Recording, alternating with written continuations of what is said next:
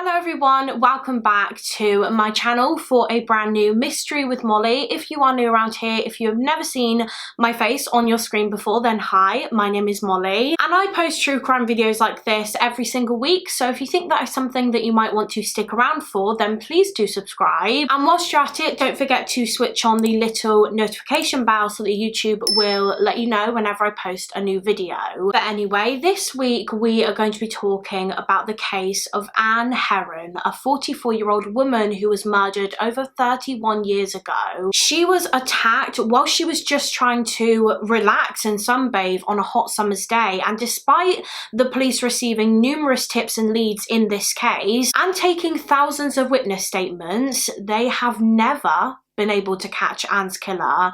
The case still remains unsolved to this day. So as always, when I cover unsolved cases, I will leave some contact details in the description box in case anyone watching this has any information about the murder of Ann Heron. But quickly before we get into the case, I would just like to say a huge thank you to HelloFresh for kindly sponsoring this section of the video. If you have never heard of HelloFresh before, then let me tell you a little bit more about them. They are a meal kit delivery service that offers so many different recipes every single week, which can be delivered straight to your door. Myself and my sister are the cooks in our household. We do most of the cooking. However, before we started using HelloFresh, we grew quite bored of a lot of the meals that we were having because we realized that we were pretty much making the same meals every week because we just didn't really have the time to sit down and find new recipes and work out what we needed for each recipe and how much we needed. But since using HelloFresh, that has changed completely. We are now constantly switching up our dinners and making meals that we have never even tried before. HelloFresh makes cooking so much easier. You just pick the meals that you want to try on their website and they will send you the instructions and a box full of all of the ingredients that you need for that meal, which not only saves you so much time because it means that you don't have to make a trip to the supermarket to get the ingredients yourself, but it also means that there is a lot less food waste because they will send you the exact amount of ingredients that you need for the amount of people that you are cooking for. HelloFresh offers a wide range of vegetarian options, they have pescatarian options, and they also have carb smart and low cal options too, and even quick and easy meal kits, meals that you can make in literally 20 minutes if you find that you don't have much spare time in the evenings. And another thing that I love about HelloFresh is that they are a sustainable brand. The packaging that HelloFresh uses to ship your food is almost entirely made from recyclable and/or already recycled content. And HelloFresh's carbon footprint is 25% lower than that of meals made from store-bought groceries. So if you would like to give HelloFresh a try, then you can go to hellofresh.com and use code 14molly to get 14 free meals and free shipping, which is an incredible offer. Again, that's the code 14molly to get 14 free meals and free shipping. Thank you so much to HelloFresh for sponsoring this video and supporting the channel, and now let's just get into the case. So for today's case, we are going all the way back to the year 1990 in Darlington, which is a large town in County Durham in England. And this is 44-year-old Ann Heron, formerly Ann Cockburn. She was born in the year 1946 in Scotland. Now, unfortunately, there isn't really too much information online about Ann's childhood and upbringing and stuff like that. I know at the beginning of these videos, I do like to tell you a bit about the victim and their background. However, sadly, that information just isn't really out there in this case. But I do know that Ann grew up in Scotland, and that was where she met and began a relationship with a man named Ralph Cockburn. Ralph worked as a policeman, and around the year 1989, he and Ann got married. The pair were together for a number of years, and during that time, they had 3 children together. They had a daughter named Anne Marie, which I think was like a play on her mother's name, because Anne's birth name was Mary Ann, so they named their daughter Anne Marie, which I think is really sweet. And the couple also had 2 sons, one named Ralph, who was obviously named after his father, and their other son was called Michael. Anne's daughter Anne Marie described her mother as being a very warm, loving and fantastic mum who just cared so much about others. She was a very caring person who would do literally anything for anybody. I've got a direct quote here from Anne Marie while she was talking about her mother, and she said, quote, "She loved animals, children, old people, anyone that she could look after, anyone or anything she could love." In total, Anne and Ralph were together for about 15 years, which is a very long time, until the summer of 1984, when Anne met someone that would just turn her life around completely. She met a man named Peter Heron. He was 49 years old, and he, like Anne, was also married. He was married to a woman named Catherine, and they had 3 children together, 3 daughters. And in the summer of 1984, Peter and a couple of his friends went on a golfing trip to the Isle of Bute in Scotland, which is where Anne lived at the time. And it was whilst he was in the Isle of Bute on this trip that he met Anne, and they struck up a conversation and they hit it off immediately. They got along really, really well, and they found that they had a lot in common. They actually realised whilst they were chatting to one another that they were both friends with the same person. They had a mutual friend in Darlington in England, which was near where Peter lived at the time. There seemed to be this spark and attraction between Anne and Peter, despite the fact that they both already had partners. They were both already married. And so even when Peter eventually left Scotland and went back to England after his golfing trip had ended, they still stayed in contact with one another. And it was not long after they first met that Anne went to Darlington to visit that mutual friend that they both had, and while she was there, she also met up with Peter Heron. And it was following this second meeting that an affair started between the 2 of them. They started seeing each other, and soon after this, both of them, both Anne and Peter, decided to divorce their spouses so that they could marry one another. They got married in 1986 in a chapel in Darlington, and Darlington was the place where the newlyweds decided they were going to live together.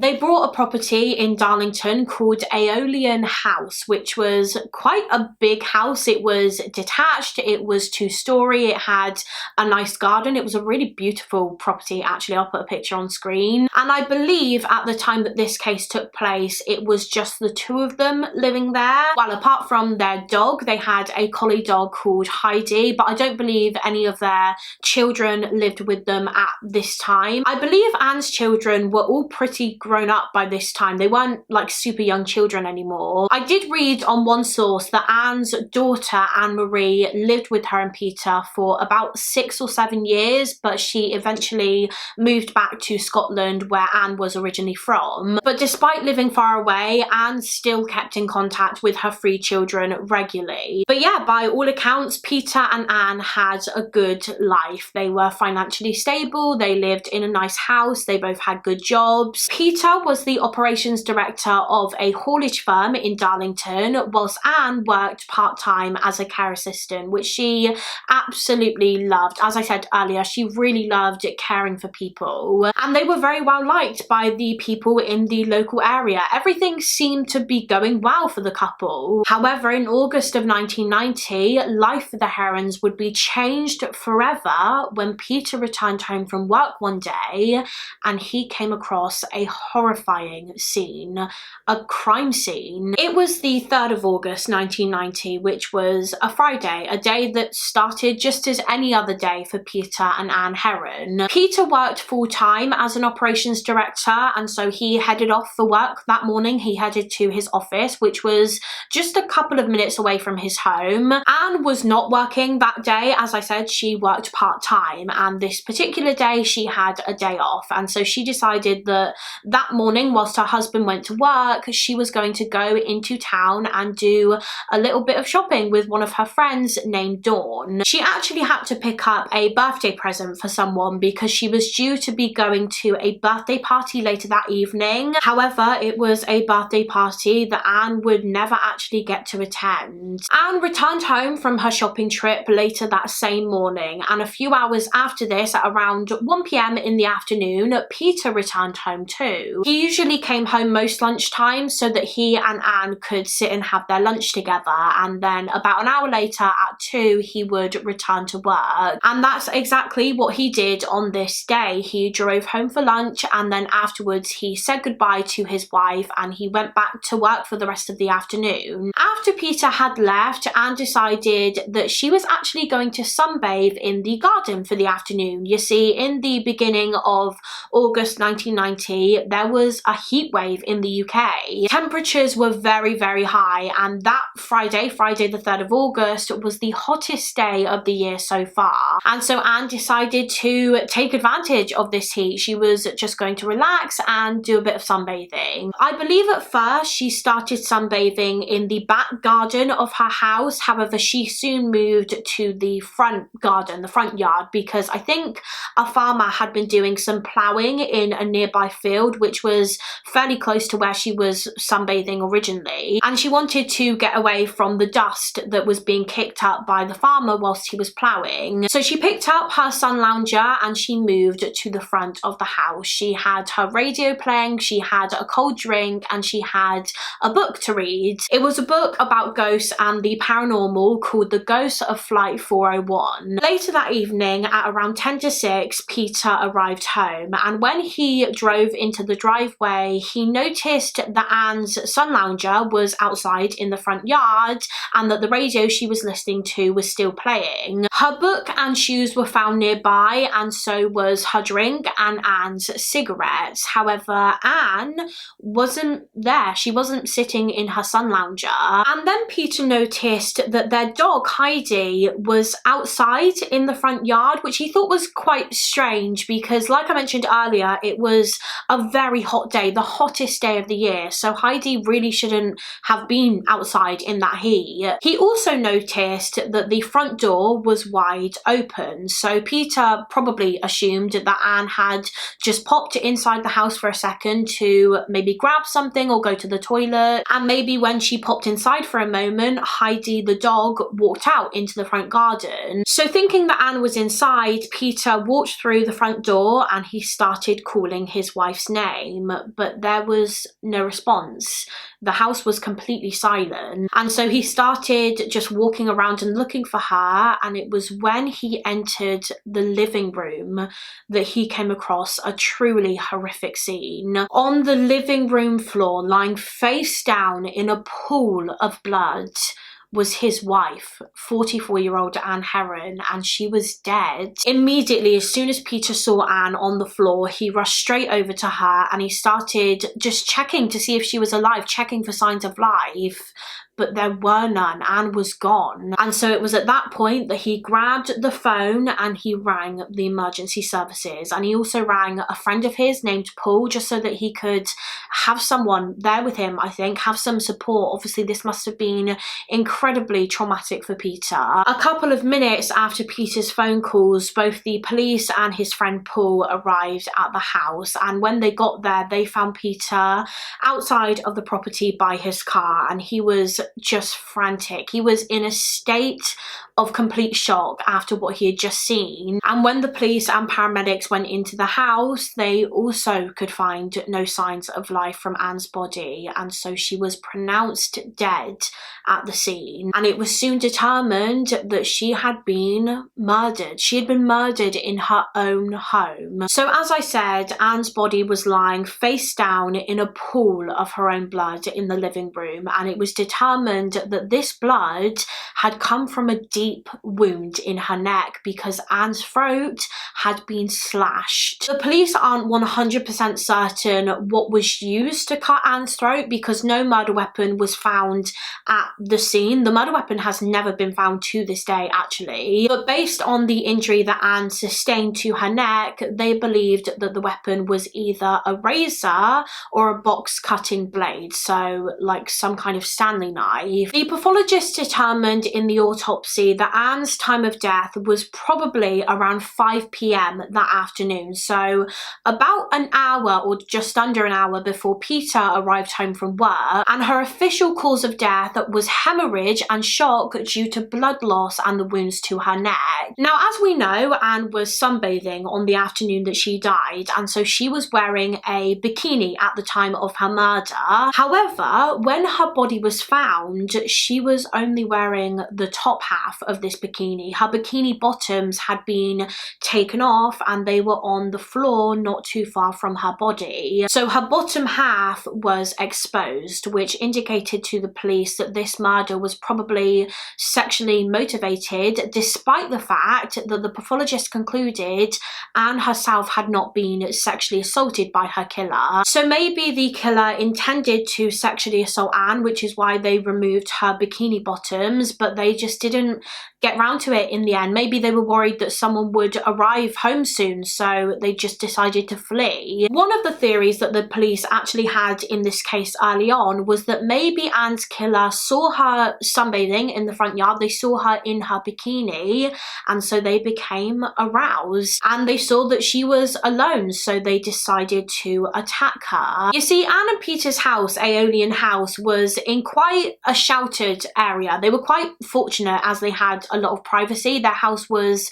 I think, surrounded by quite a few trees. However, they did live near the main road, the A67, and people that were driving along that road in big vehicles like lorries and trucks, tall vehicles, they would have been able to see over the trees into Anne and Peter's front yard as they were driving past. In fact, the police soon learned through one of Anne's friends that they actually saw her at around 3:30 p.m. that day whilst they were on a bus. This friend was a passenger on the bus at the time, and when the bus drove along the A67, she saw Anne sunbathing in her front yard, and this sighting was the last of Anne. This friend was the last person to see her before she was killed. So a possible theory that the police had was that maybe Anne's killer was someone driving a lorry or another tall vehicle. They saw her sunbathing, and so they pulled over, they went to the house, and they murdered her. Another theory that was put forward in the beginning was that maybe this was a robbery gone wrong situation. However, this was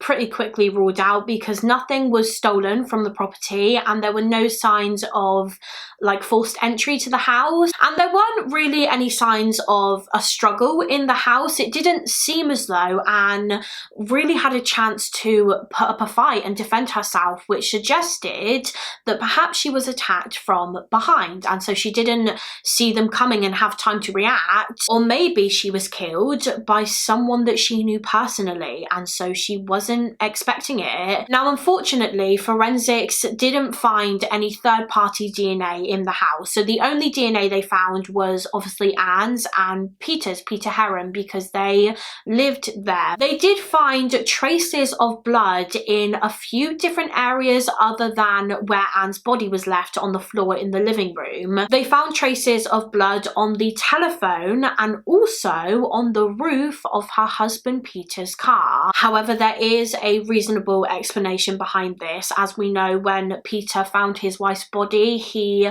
touched her and he tried to see if she was still alive before picking up the telephone to phone the police. So that's how the blood would have gotten on the phone, and it's believed the blood on the roof of his car got there because when Peter was waiting for the emergency services to arrive, he was waiting by his car, he was leaning on his car, and he would have had blood on him, Anne's blood, where he had checked for signs of life. Following the discovery of Anne's body, the police launched a murder inquiry and an incident room was set up at the police station in Darlington. This incident room was going to be the hub, the central point of the investigation. They began conducting door-to-door inquiries, speaking to every single person that lived in the local area to see if they knew anything or if they'd seen anything suspicious on the day of Anne's death. And alongside this, in the first week of the investigation, the police pulled over and spoke to a lot of motorists that were driving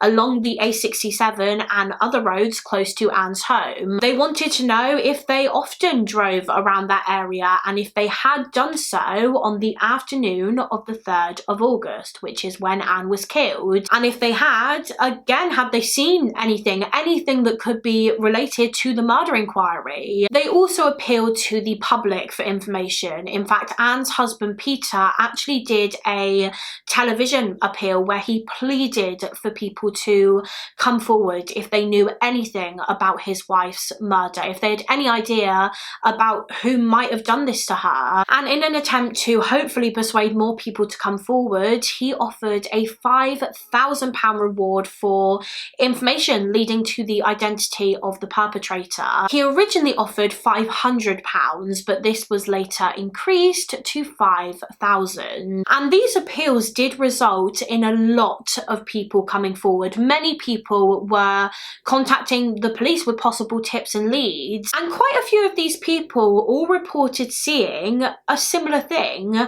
They all said that they saw a blue car either near Ann's house on the afternoon of her murder, or some of them actually saw it exiting her driveway. Unfortunately, no one could remember the license plate of the car, nor could they confirm the exact make and model of this car, but as I said, all of the witnesses said it was blue, and based on the description that the witnesses gave, the police believed it was probably a Ford Sierra car, or it could have possibly been an Austin Montega or a Mazda 626. Now, some of these witnesses that came forward about the blue car claimed that they saw it on the afternoon of Ann's murder, parked, I believe, in a lay-by near a roundabout, which was just around the corner from Aeolian House where Ann was killed. And then, as I said, some witnesses, it was about 5 in total, 5 separate people, said that they saw the same blue car driving out of Ann and Peter's driveway. But the person driving it didn't just drive out of the driveway normally, like cautiously.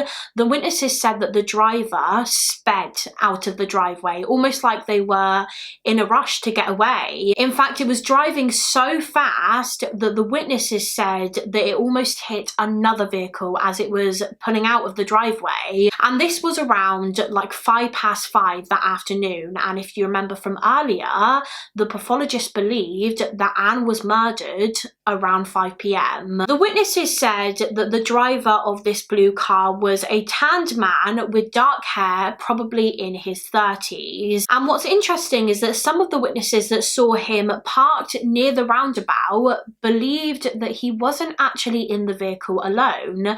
They believed that they saw a fair-haired woman sat in the passenger seat next to him. And so because of this, some people speculate that it was Ann Heron. Maybe she knew her killer and they were sitting in his car talking, and then after this they went back to her house where he murdered her and then left. Or maybe it wasn't Ann, maybe it was another woman, and maybe these two people, the man and the woman, had nothing to do with Ann's case at all. But their possible involvement could never be ruled out, because when the police appealed to the public and asked them to come forward, the people in the blue car, no one ever did. And the man seen in the blue car speeding out of the Heron's driveway never came forward either, which strongly indicated to the police that that must have been the killer. Why would they not come forward otherwise? Another lead that the police received in this case was from a member of the public who said that on the day of Ann's murder, they had seen a blue van. So not a blue car, a blue van with a Trident logo on it, parked near the Heron's house for about an hour between 5 and 6 that evening. Some sources even say that it was parked at the end of the Heron's drive. And inside this blue van, there were 3 men. So thinking that these 3 men might have had something to do with the killing, the police appealed to the public again. Again, asking them, these 3 men, to come forward, but they never did. And alongside the blue car, this blue van was never traced. Another member of the public came forward to say that they remembered seeing a man wearing shorts and a running vest suggest jogging past Ann's house on the afternoon of the 3rd of August. So he may have just been a jogger out on his daily run, but the police wanted to track him down too and speak to him because maybe he saw something that afternoon when he was running past Ann's house, but he also never came forward, so he was never found and never identified. So that was just a few of the tips and leads they received from the public. We'll talk about a few more a little later on, but honestly there were hundreds, possibly even thousands. The police received so many tips from the local community, so many, which was kind of a good thing and a bad thing in this case. It was good in the sense that they actually had leads and lines of inquiry to investigate, but at the same time it kind of made the investigation even more difficult because they had to look into every single tip and lead they received and establish whether or not it was credible and relevant to this case, and that was going to take a lot of time. They were completely overloaded with calls from the public, so much so that they really struggled to keep up with it all, despite having more than 40 police officers working on this case. Less than 2 weeks after Ann's murder, her case was featured on an episode of Crime Watch, and this heavily focused on the blue car, the car that was seen speeding out of Ann's driveway at 5:05 p.m. Because of all of the leads that the police had received in this case so far, they really believed that this one was the most important, I guess. They desperately wanted to track down the blue car because they believed that the driver was Ann Heron's killer. So if they can track down the car, hopefully they can track down the owner. And following this Crime Watch appeal, the police received even more calls with potential tips and leads from the public. However, unfortunately, these didn't really progress the inquiry too much from what I can gather. They still could not find the driver of the blue car. But as well as following up on all of these leads from members of the public, the police were also speaking to those that actually knew Ann personally, so her friends and her family. One of the people that the police questioned actually was Ann's ex-husband, Ralph, just to see if there was any possibility that maybe he was involved in her death. We know that Ann left him for Peter, so maybe Ralph really resented her for that and he decided to get revenge. However, from what I can tell, he was officially ruled out of the inquiry. I imagine he had an alibi for the time of the murder and he still lived in Scotland at this time in 1990, so he was very far away from Darlington where this crime took place. The police also questioned Peter Heron, Ann's current husband, and they questioned him extensively because obviously he was the person who found Ann dead, so they really needed to know his version of events in detail. So Peter basically just ran through what he was doing that day. He told the police about how he was at work on the morning of the 3rd of August and then he came home at around 1 p.m. so that he could have lunch with his wife, as he often did. Once his lunch hour was up at 2 p.m, Peter explained how he went back to work. However, he said that he wasn't actually back at his office for very long because he was asked by one of his clients if he could drive over to their office to discuss a contract, and Peter agreed. So he headed over there to his client's office and he arrived there at around 3 that afternoon, and he said that he was there for about an hour. He left just after 4 p.m, and then when he left he just headed back to his office and he told the police the route that he took to get there. However, the police had a bit of a problem with Peter's version of events, more specifically the route that he said he took to get back to his office that afternoon, because this route was not the most straightforward route that he could have taken. He chose the route that would have taken him longer than other routes, so the police were kind of confused about this. So the police just kind of started pushing Peter about this and asking him what his reason was for taking this longer route, and that was when Peter confessed that he had actually been having an affair.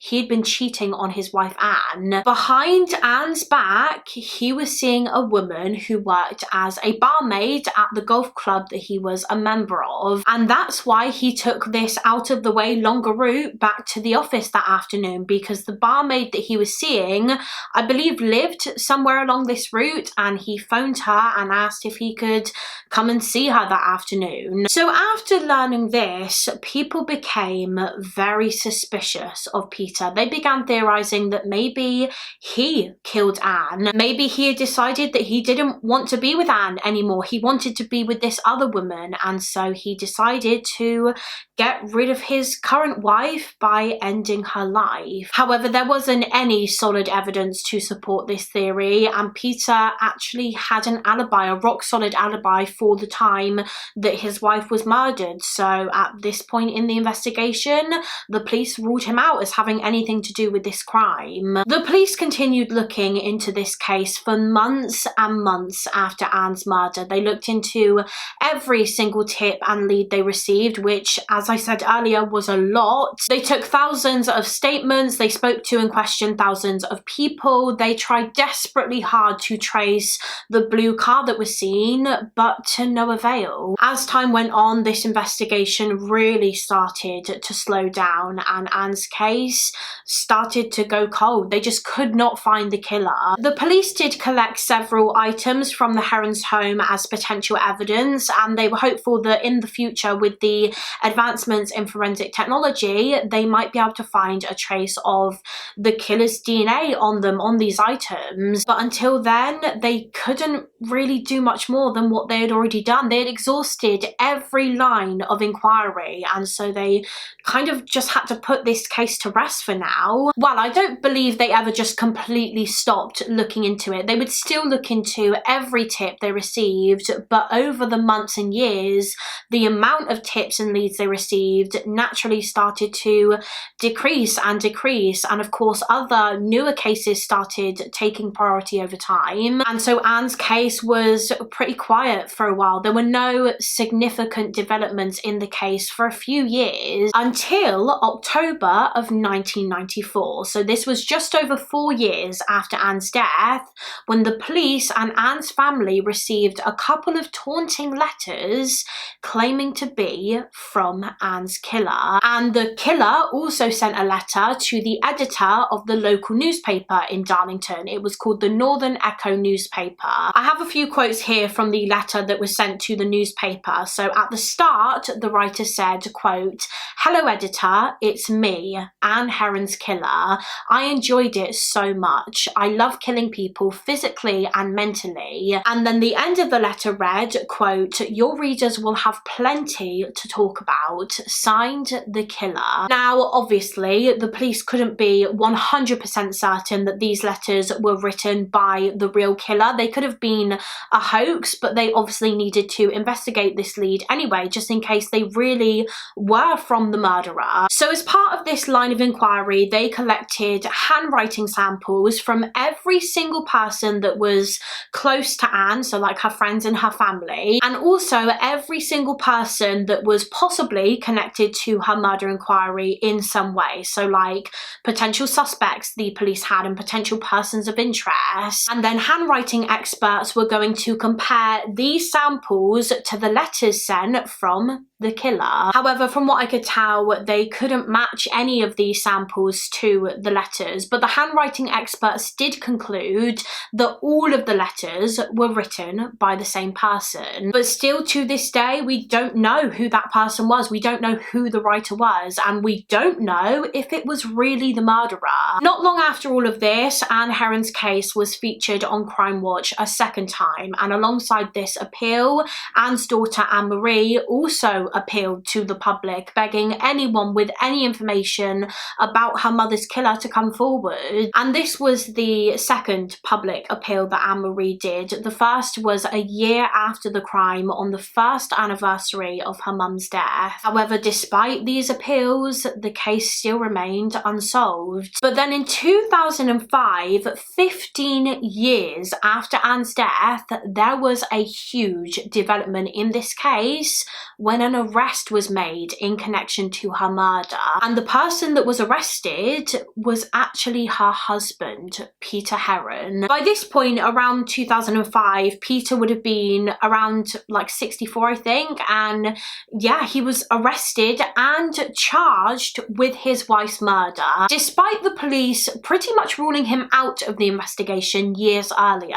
The police didn't release many details about this arrest at all at the time. Like, they didn't tell the public or the media what evidence they now had against Peter that they didn't have before. But what we do know now is that this evidence was his DNA. Basically, when Ann's body was taken for an autopsy, the police did find traces of DNA on her, but at the time in 1990, because of how basic and limited DNA and forensic technology was, they couldn't identify whose DNA this was. But they kept it anyway, and they stored it as evidence. And then when scientists re-examined it and retested it years later, they found that it belonged to Peter Heron. And according to one source, this DNA that was found on her body was related to, quote, sexual activity. So I'm guessing it was his semen. But to be honest, I'm really struggling to understand how this was strong enough evidence to both arrest and charge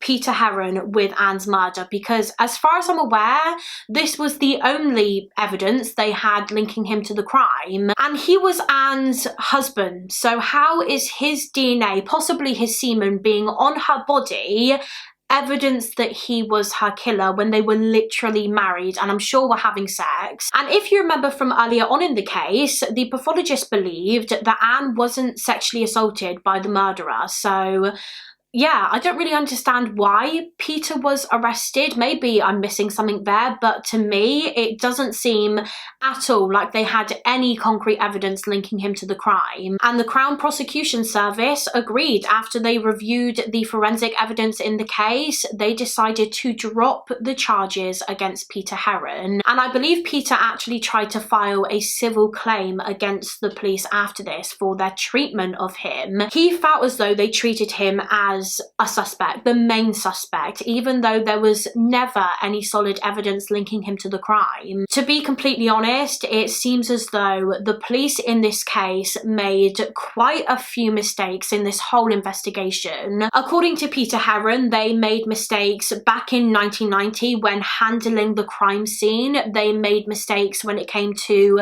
taking witness statements and questioning witnesses and actually taking witnesses seriously. In fact, I believe it was not long after this, after the charges against Peter were dropped, when one man actually got in contact with the Northern Echo newspaper in Darlington, who had printed about Ann's case a lot over the years. This man contacted the newspaper and he said that he actually spoke to the police investigating Ann's murder in 1990, so very soon after her death, and he told them that he believed he was actually the last person who saw Ann alive on the day that she was killed. Up until this point, the police had the media and the public believe that the last person who saw Ann was that friend of hers who saw her sunbathing, the friend that was on the bus at 3:30 in the afternoon. However, this man claimed that he saw Ann after this at around 4:15 p.m. So this would have been about 3/4 of an hour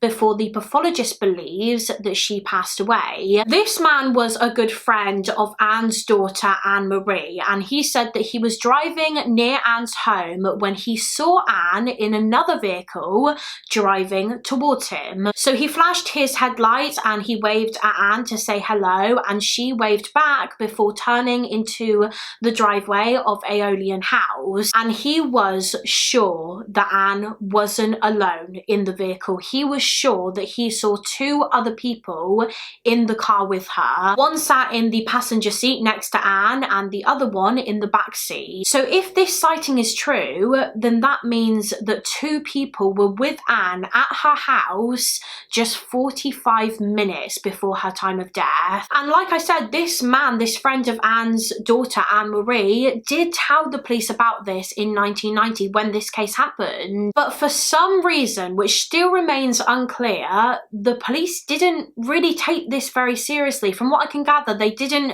really look into this lead, and they didn't make an appeal asking these two people that were seen with Anne in the car to come forward. They just kind of dismissed this guy's account, and he couldn't understand why, and so he went to the Northern Echo newspaper instead to get his witness account out there because he felt as though it was important. It just seems a bit shifty, doesn't it? The fact that the police just kind of ignored this lead. They had the media and the public believe that the last time Anne was seen alive, she was alone and sunbathing. But according to this man, that was not correct at all. The last time she was seen, she was in the company of two other people. Two people that could very well have had something to do with her murder. And yet it seems as though the police either just didn't believe him or they didn't deem it to be important. I don't know, I don't understand what happened there, but it just seems very off to me, and it makes the police team investigating this case appear very, very suspicious. But anyway, fast forward to 2015 when another pretty big revelation about the case was revealed. So this was around the time of the 25th anniversary of Ann Heron's death. A woman who became known as Sylvia, although I'm not actually sure if that is her real name, I don't think it is, but this Sylvia basically came forward saying that she used to work in a card shop in a town called Newton Aycliffe in County Durham, which is about 9 miles, just under 9 miles from Darlington where Anne lived, and she was working there about 2 or 3 years after this case took place, so around 1992-1993 time. And Sylvia said that one day she was just working in the shop when a man came in, a salesman, and he asked if he could speak to the shop's manager about a potential order he was going to place. So Sylvia's manager went into the back of the shop with him, and they were out there talking for a short while until he eventually came back out and he left the premises. And when the manager came back out after him, she walked up to Sylvia and she told her that that guy, that salesman, had just confessed to her in the back of the shop that he was Ann Heron's killer. I've got a quote here from Sylvia about what happened, and she said, quote, "They were gone for about 10 minutes and he came out first. He looked at me and smiled, although it was more of a smirk than a smile. The manageress came behind and she was physically shaking. She was frightened. She said, 'You'll never believe what he told me. He had told her that he had killed Ann Heron, but he was never going to be caught because he was moving to Australia.'" I don't know why he said it, although the manageress looked a lot like Ann Heron. She wouldn't go to the police saying he was probably just, quote, "playing silly beggars." It was only years later that I read about the murder, and it really shook me because the description was exactly the same as that of a man seen speeding off in a car from the house. Swarthy, dark, early 30s. It was exactly the same. I know it was just hearsay, but I think the police should have at least interviewed me properly. So as you can tell from that last sentence, I think the police should have interviewed me properly. This woman, Sylvia, did go to the police about this man. And again, it seems as though the police didn't really take this very seriously, although according to one source, the police said that they did look into this lead, they did investigate it, but nothing came from it and they never found this man. So it could have possibly been the killer, or it could have just been someone else joking about being the killer for some very strange reason. In more recent years, actually just last year, in fact, in 2020, a theory arose that maybe a man named Michael Benson was Anne's killer. And this theory was put forward by a private investigator named Jen Jarvie, who I believe was actually hired by Ann Heron's family to look into her case, because obviously it's still unsolved to this day. Her killer has never been found. So Jen was hired to look into it, look into the case, and that was when she identified Michael Benson as a potential suspect. Michael Benson was a very violent criminal. He had a lengthy criminal record which included burglary, robbery with a carving knife against 3 people, and also grievous bodily harm with a shotgun. And for that last one, GBH, he was sentenced to life in prison in December of 1972. However, in May of 1989, 2009, Michael Benson was actually allowed out of prison on day release. He was allowed out for 1 day, and somehow on this day he managed to escape and pretty much go on the run. And what's insane is that the police never caught him. He remained on the run for the rest of his life. Somehow he managed to escape police detection and fly under the radar until 2011 when he died, which obviously means that he was free at the time of Ann's murder in 1990. Michael Benson actually got married to a woman shortly after he escaped. However, he left his wife in May of 1990, about 3 months before Ann's murder, and he stole his wife's dark blue Ford Orion car, which matches the description of the kind of car that was seen speeding out of Ann Heron's driveway on the afternoon that she died. It's also been speculated that Michael Benson may have been linked to another crime that happened about 2 weeks before Ann Heron was killed. On the 18th of July 1990, 2 women were attacked by a man whilst they were walking along a footpath near a place called Pre-Ben's Bridge in Durham. This man basically just grabbed these 2 women, he threatened them, and he demanded money from them. And it wasn't until they gave him about £35 that he let them go and ran off. The 2 women went to the police about this. They created a composite sketch of their attacker, and they described him as being around 30 years old, about 5'9" in height, stocky build. He had dark brown hair and a suntanned complexion, which sounds very similar to the description that witnesses gave of the man speeding out of Ann Heron's driveway on the day that she was killed. Unfortunately, the man who attacked and robbed these women was never traced, but Jen Jarvie, the private investigator, believes that that man may have been Michael Benson. The composite sketch does kind of look like him, and if it was him, if he was the one who attacked those women, then that puts him about 25 miles away from Ann Heron's home in Darlington, just 2 weeks before her murder. Of course, none of this is concrete evidence linking him to the crime, but I do think it's possible that he could have been Ann's killer. We know he was a very violent man, and from what I can gather, this theory about Michael Benson possibly being Ann's murderer is still being looked into to this day. So we'll see if anything comes of it, if they find any solid evidence against him. Of course, he can never be convicted now if he was the killer because he died in 2011, but this might possibly give Ann's family the closure that they've been waiting for years and years. So I'll keep you guys posted on that. I'll let you know if there are any updates surrounding Michael Benson or just this case in general. But yeah, that is it for this case. Obviously, as of today, this case is still officially unsolved. No one has ever been sent to